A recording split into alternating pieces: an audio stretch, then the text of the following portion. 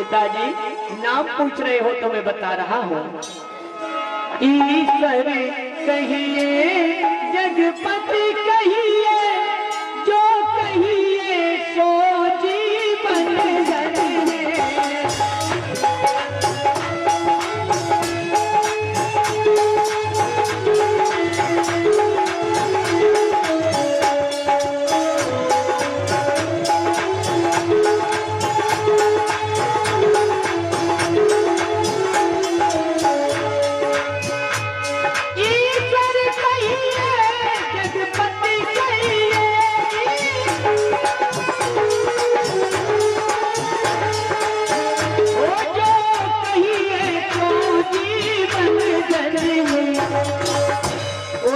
सबके भाग्य विधाता है और शेष महीपति दीपति है।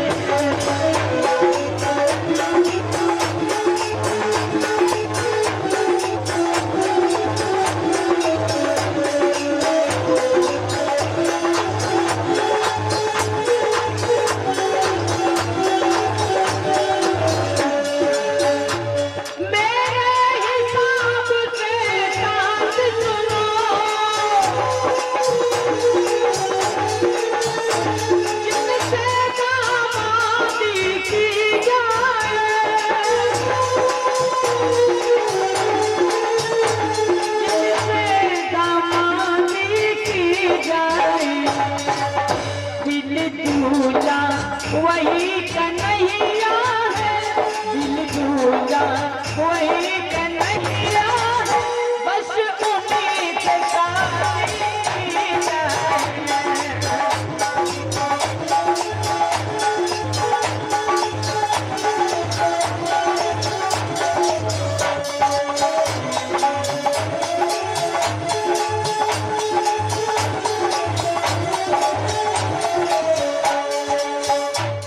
शब्दों में कह दिया, चाहे ईश्वर कहो, भगवान कहो, गॉड कहो, खुदा कहो, कुछ भी कहो, वही जीवन धन है। इन्होंने जो बताया है वो सब दीपक के समान है और मैंने जो बताया है वही सूरज है, वही सूरज है। इसलिए हमारी बहन के लिए कृष्ण कन्हैया ही सही रहेंगे। इतनी बात भीष्मक ने भी स्वीकार कर ली। ये ना बोल पाए हो, दोबारा बोल रहे हैं, शायद ना बोल पाए हो। 100 रुपए जनक सिंह कठेरिया और थान भंडारे में दे रहे हैं। 200 रुपए प्रमोद सविता और थान भंडारे में, 100 रुपए जनक सिंह कठेरिया फिर उत्थान के रहने वाले भंडारे में दे रहे हैं। धनदान से भरपूर रहे, नगराते बचने की प्रेरणा मिलती रहे, यही मेरी आशा और आकांक्षा है। बोल कन्हैया लाल की। भीष्मक की समझ में आ गया और भीष्मक ने खुले शब्दों में कह दिया कि हम अपनी बिटिया रुक्मिणी का विवाह द्वारकाधीश कृष्ण के साथ करेंगे, धूमधाम से करेंगे। अगर किसी को ऐतराज हो तो अभी बता सकते हैं। उस समय तो किसी को कोई ऐतराज था ही नहीं। श्री राधे मिसिंग कहां से है, ध्यान दो। श्री राधे। उस समय किसी को ऐतराज नहीं था, लेकिन कुछ ही क्षणों में भीष्मक का बड़ा लड़का जिसका नाम था रुकुमपाल, हाथ में नंगी तलवार लेकर के चला रहा था। सभा का माहौल देख करके कहने लगा, पिताजी आज लगता है कोई नया ऐलान हुआ है जो सबके चेहरे पे इतनी खुशी नजर आ रही है। नया नियम लागू कर दिया है क्या कोई? भीष्मक कहने लगे, क्यों नहीं, वास्तव में ही जिंदगी का सबसे खुशी का नियम मैंने लागू किया है, ऐलान किया है। क्या? अरे बेटा, आपको तो पता है ही है हमारी बिटिया रुक्मिणी कितनी सयानी हो गई है और तुम तो हाथ पे हाथ धरे बैठे रहते हो। उसकी शादी की चिंता एक पिता को नहीं होगी तो किसे होगी?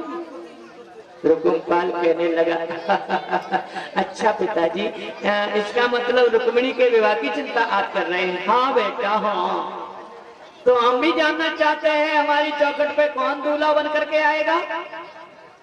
भीष्मक ने कहा द्वारकाधीश कन्हैया से हमने अपनी बिटिया की शादी का ऐलान कर दिया है। जैसे ही द्वारकाधीश का नाम सुना वैसे ही तलवार को म्यान से खींच लिया। पिताजी, वहां से अगर इस चौखट पे बारात आई तो लाश मिस जाएगी, खून की नदियां बह जाएगी, सबका शीश काट लूंगा और सबसे पहले उसका शीश काटूंगा जिसके सिर पे सेहरा होगा। और क्या बोला? कुमपाल कहने लगा, सुनो पिताजी, मेरे इस छलबल के आगे और क्या बौछारे फल पाएगी है, बौछारे फल पाएगी।